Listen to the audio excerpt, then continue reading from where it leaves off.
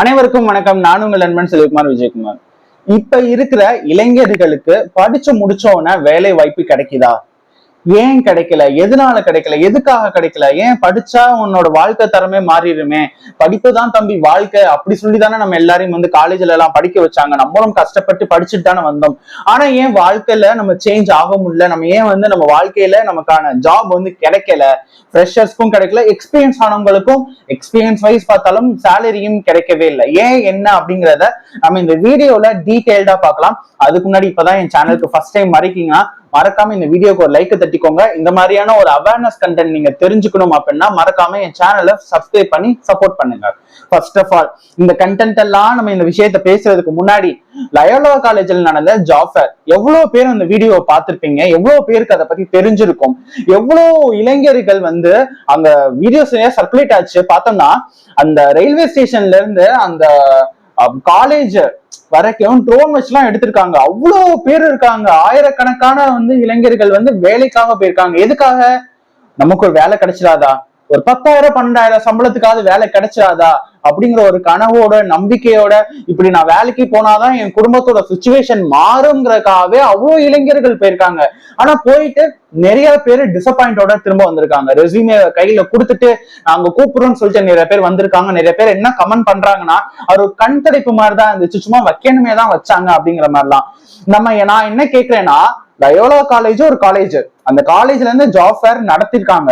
அதுக்கு இவ்வளவு இளைஞர்கள் போயிருக்காங்கன்னா, லயோலா காலேஜ் சென்னையில ஒரு காலேஜ்னு வச்சுப்போமே, அதுல போயிருக்காங்கன்னா அப்ப சென்னையில எவ்வளவு பேர் படிச்சு முடிச்சுட்டு வேலைக்காக தேடிட்டு இருப்பாங்க. அப்ப சென்னைன்னு நீங்க சொன்னீங்கன்னா தமிழ்நாட்டுல எத்தனை டிஸ்ட்ரிக்ட்ஸ் இருக்கு பாருங்க, நீங்களே பாருங்க தமிழ்நாட்டுல எவ்வளவு டிஸ்ட்ரிக்ட்ஸ் இருக்குன்னு. அப்போ ஒவ்வொரு டிஸ்ட்ரிக்ட்லயும் எவ்வளவு காலேஜஸ் இருக்கு. அப்போ ஒவ்வொரு காலேஜ்லயும் வருஷம் வருஷம் எவ்வளவு பேர் பாஸ் டு டை வெளியில வராங்க. இப்ப 26 வந்துருச்சு, இப்ப பாஸ் டு டை வெளியில வந்திருப்பாங்க. அவங்களுக்கு எங்க வேலை கிடைக்கும், எங்க போய் ஜாப் சர்ச் பண்ணுவாங்க, எங்க உங்களுக்கு கிடைக்கும், என்னதான் பண்ணுவாங்க அப்படிங்கிறது ஒரு பெரிய பெரிய பெரிய கொஸ்டின் மார்க். காலேஜ்ல ஜாயின் பண்ணும்போது 100% பிளேஸ்மெண்ட், பிளேஸ்மெண்ட்ஸ் ஆபீஸ்லாம் இருக்கும். ஜாயின் பண்றதுக்கு முன்னாடி என்ன சொல்லுவாங்கன்னா, 100% பிளேஸ்மெண்ட் சார், உங்க பையனுக்கு வந்து டேலண்ட் இருந்துச்சுன்னா கண்டிப்பான முறையில அவருக்கு வந்து கிடைக்கும்னு சொல்லிட்டு ஒரு பொய் வாக்குமூர்த்தியை கொடுத்து நம்ம வந்து ஜாயின் பண்ண வச்சு எல்லாம் லட்சக்கணக்குல ஜாயின் பண்ணி அமௌண்ட் எல்லாம் ஸ்பெண்ட் பண்ணி உள்ள போய் நல்லா படிச்சு முடிச்சு நல்ல கிரேட் எடுத்துட்டு வந்தாலுமே அவங்களுக்கு வேலை வாய்ப்பு கிடைக்கிறது இல்லை. என்னன்னு பின்னாடி திரும்பி பார்த்தா, ஒரு ஆள் என்ன சொல்றாங்க, ஸ்கில்ஸ் இல்லைன்னு சொல்றாங்க. ஒரு ஆள் என்ன சொல்றாங்க, போதுமான வேலை வாய்ப்பு இல்லைங்கிறாங்க. நான் என்ன சொல்றேன்னா, ஒரு காலேஜ்ல லயோலா காலேஜ் முடிஞ்சு தமிழ்நாட்டுல ஒவ்வொரு காலேஜ்லயும் பாத்தீங்கன்னா அந்த காலேஜுக்கே இவ்வளவு கூட்டம் வந்திருக்குன்னா, அப்ப தமிழ்நாட்டுல ஒவ்வொரு வருஷமும் வந்தவங்களும் எவ்வளவு கூட்டம் இருப்பாங்க. 2026 போக சில பேர் 2020 முடிச்சவங்க, 21 முடிச்சவங்களுக்கும் இன்னும் ஜாப் ஆப்பர்ச்சுனிட்டி கிடைச்சிருக்காது, ஒரு வேலை கிடைச்சிருக்காது. அவங்க அப்ப எத்தனை பேர் வந்து வேலை தேடிட்டு இருந்திருப்பாங்க, இன்னும் தேடிட்டு இருக்காங்க. அப்பனா அவங்களோட நிலைமெல்லாம் என்ன ஆகும்? சிம்பிளான ஒரே ஒரு டவுட் எனக்கு என்னன்னா, நீங்க எக்ஸாம்பிளுக்கு எடுத்துக்கோங்க. இப்போ உலகத்திலேயே நம்ம மோஸ்ட் பாப்புலேட்டட் கண்ட்ரி எதுன்னு பாத்தீங்கன்னா நம்ம இந்தியா தான். மக்கள் தொகை அதிகமா இருக்கிறது வந்து இந்தியால தான். ஆனா அப்படின்னா மக்கள் தொகை அதிகமா இருக்கிற இந்தியால தானே வந்து ஜாப் ஆப்பர்ச்சுனிட்டிஸும் அதிகமா இருக்கணும். அது ஏன் இல்ல? அப்போ வந்து இந்த அரசியல்வாதிகள் எல்லாம் வந்து நம்ம தலையில வந்து நல்லா மிளகா சட்னி அரைச்சு வந்து தோசைக்கு தொட்டு சாப்பிட்டுட்டு இருக்காங்கன்னு தான் நான் சொல்லுவேன். என்னைய பொறுத்தவரை ஓட்டு போடுறதுக்கு முன்னாடி வரைக்கும் நீங்க வந்து எனக்கு ஓட்டு போடுங்க, நான் வந்து உங்க வாழ்க்கை தரத்தை மாத்துறேன், உங்க வாழ்க்கையை நான் சேஞ்ச் பண்றேன், வேலை வாய்ப்பை நான் ரெடி பண்ணி தரேன்னா சொல்றாங்களே. ஓட்டு போட்டதுக்கு அப்புறம் ஏன் வந்து அந்த வாக்குறுதியை நிறைவேற்ற மாட்டுறாங்க? இந்தியாவில பாருங்களேன், ஒரு வருஷம் நீங்க எக்ஸாம்பிளுக்கு நீங்க ஒரு சர்வேல எடுத்து பாத்தீங்கன்னா, ஒரு வருஷத்துக்கு சராசரியா 80 லட்சத்துல இருந்து 1 லட்சம் வரை வந்து மாணவர்கள் வந்து வெளியில வராங்க. அது என்னன்னு நீங்க பாத்தீங்கன்னா, நார்மலா UG degree, PG degree, arts, science, medicines, lawyer, இந்த மாதிரி வந்து அவ்வளவு பேர் வெளியில வந்துருக்காங்க. அப்ப அவ்வளவு பேர் வந்து எங்க வேலைக்கு போவாங்க, என்ன பண்ணுவாங்க? இதுல ஒரு கேட்டகரி ஆஃப் பீப்புள் என்ன பண்றாங்கன்னா, கவர்மெண்ட் ஜாப்னு போறாங்க. அதுலயும் வந்து நிறைய பேர் ஒரு வேலைக்காக, ஒரே ஒரு போஸ்டிங்காக ஆயிரக்கணக்குல இருந்து போயிட்டு இப்பெல்லாம் லட்சக்கணக்குல இருந்து அப்ளை பண்ணிருக்காங்க. ஒரு ஜாப் போஸ்டிங் கவர்மெண்ட்ல இருந்து போட்டா லட்சக்கணக்கான மக்கள் வந்து அதுக்கு அப்ளை பண்ணிருக்காங்க. ஏன் அவ்வளவு ட்ரையா ஏன் இருக்கு நம்ம இந்தியால? ஏன் ஜாப் ஆப்பர்ச்சுனிட்டிஸ்னு ஒண்ணு இல்லவே இல்லை? ஃபர்ஸ்ட் விஷயம் பாத்தீங்கன்னா, ஸ்கூல்ஸ் காலேஜஸ் எல்லாம் வந்து அந்த ஸ்டடீஸ் எல்லாம் தியரியா போகுது. தியரியா போறத கொஞ்சம் அவாய்ட் பண்ணிட்டு தியரிட்டிக்கலா இல்லாம பிராக்டிக்கலா வந்து ஏதாவது சொல்லி கொடுக்கணும். காலேஜஸ் எல்லாம் வந்து இப்ப இன்ஜினியரிங் காலேஜ் படிக்கிறாங்களா, நீங்க வந்து ஒரு ஒர்க்குக்கு போறீங்க, நீங்க ஐடி ரிலேட்டடா போறீங்க, இல்ல வந்து இண்டஸ்ட்ரியில ஏதோ போறீங்க அப்படின்னா அந்த ரிலேட்டடா என்ன ஜாப் போறாங்களோ அதுக்கு ரிலேட்டடா ஸ்கில்ஸை வந்து என்ஹான்ஸ் பண்ணணும், ஸ்கில்ஸை இம்ப்ரூவ் பண்ற மாதிரி அந்த காலேஜ்ல சொல்லி கொடுத்தா ரொம்ப பெட்டரா இருக்கும். இங்க இருக்கிற இந்த சிஸ்டமே ரொம்ப தப்பா இருக்கு. மார்க்கு மார்க்கு மார்க், நீங்க நல்ல மார்க் நீ நல்லா போயிடுவா அப்படிங்கறதெல்லாம் ரொம்ப தப்புங்க. அதெல்லாம் ஒண்ணுமே இல்லை. நீங்க என்ன கோல்டு மெடல் வாங்கினாலும் உங்களுக்கு வந்து கிடைக்கிறதா கிடைக்கும். உங்களோட ஸ்கில்ஸ் என்னமோ அதை பொறுத்துதான் நான் கிடைக்கும்னு நான் வந்து டேம் ஷூரா சொல்லுவேன். சோ அப்படின்னா வந்து காலேஜ்லயும் நீங்க வந்து டெவலப் பண்ணணும். இப்ப வேலைக்கு போனாலும் அவங்க வேலையில என்ன சொல்றாங்கன்னு நினைக்கிறீங்க? இப்போ ஒரு ஃப்ரெஷர் போனானா ஃப்ரெஷர் என்ன கேட்கறாங்கன்னா, நாங்க கேட்கிற ஸ்கில்ஸ் இல்லை. நான் என்ன சொல்றேன், ஃப்ரெஷர் ஏன் வந்து ஸ்கில்ஸ் வந்து எதிர்பார்க்கணும்னு நான் கேட்கிறேன். கம்பெனில ஹையர் பண்ணாங்கன்னா ஆப்வியஸ்லி ஒரு 3 மாசத்துல இருந்து 6 மாசம் ட்ரைனிங் கொடுத்தாலே ஆப்வியஸ்லி உங்களுக்கு தெரிஞ்சிடும். இப்போ ஒவ்வொரு கம்பெனில ஒவ்வொரு மாதிரியான ஸ்கில்ஸ் அசெட் எதிர்பார்ப்பாங்க, ஒவ்வொரு விஷயம் தெரிஞ்சுக்கணும் எதிர்பார்ப்பாங்க. ஸ்டூடெண்ட்ஸ் 4 வருஷம் படிச்சுட்டு போறாங்கன்னா அப்ப 4 வருஷம் அவங்க என்ன படிச்சிருப்பாங்க? அதுக்காக படிக்கல அப்படிலாம் சொல்ல மாட்டேன், என்ன படிச்சிருப்பாங்க? அப்ப அவங்க ஒரு விஷயத்த படிச்சுட்டு தானே பாஸ் அவுட் ஆகி நல்ல கிரேடோட வெளியில வராங்க, ஸ்கோரோட நல்ல வெளியில வராங்க.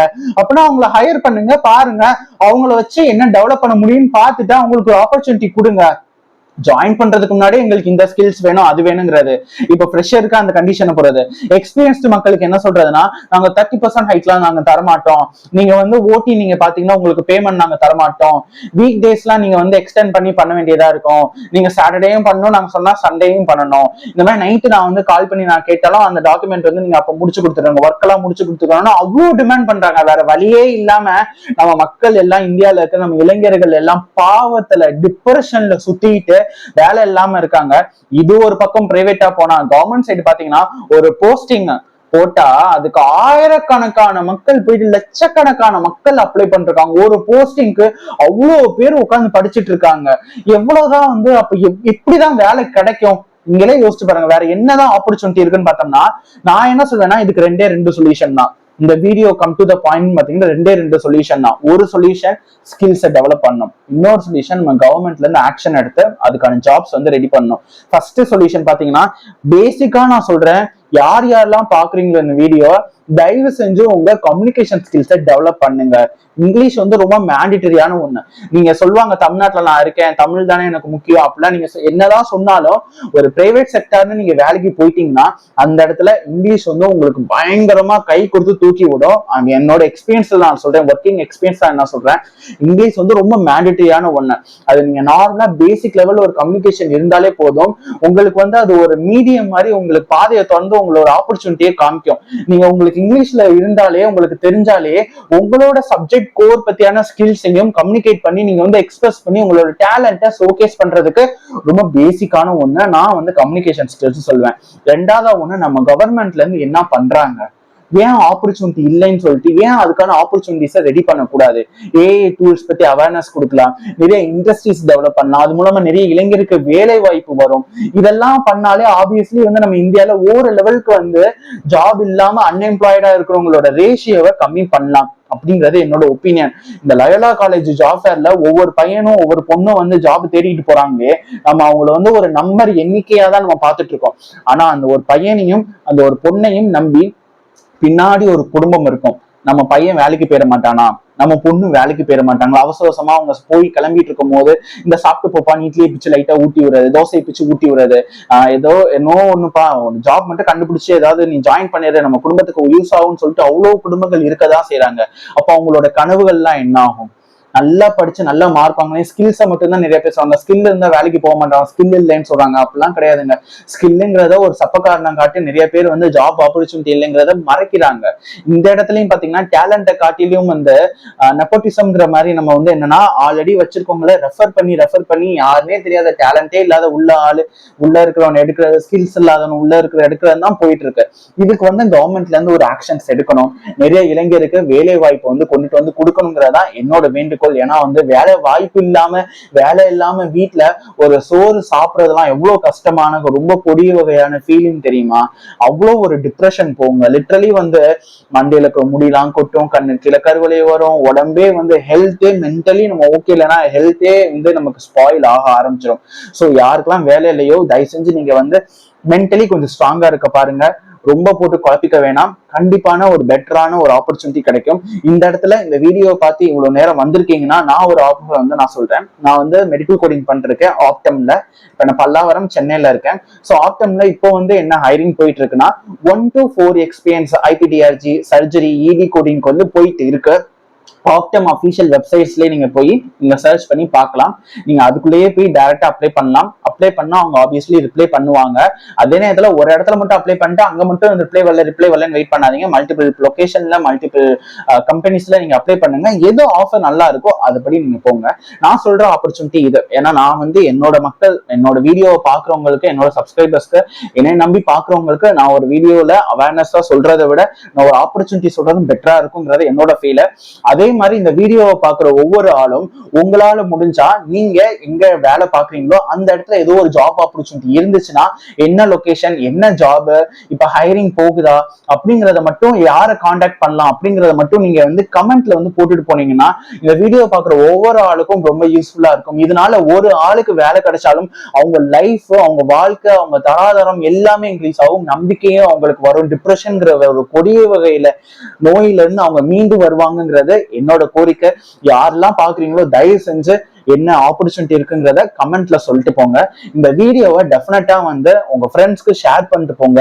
உங்களோட ஒப்பீனியன்ங்கிறத மறக்காம ஷேர் பண்ணிட்டு இந்த வீடியோக்கு ஒரு லைக் பண்ணிட்டு மறக்காம இந்த மாதிரியான அவேர்னஸ் கண்டென்ட் தெரிஞ்சுக்கணும்னா சப்ஸ்கிரைப் பண்ணிட்டு சோ இதே மாதிரி நெக்ஸ்ட் ஒரு அவேர்னஸ் கண்டென்ட் வீடியோல நான் பாக்குறேன். அது வரைக்கும் விடைபெறுவது உங்கள் நண்பன் செல்வகுமார் விஜயகுமார்.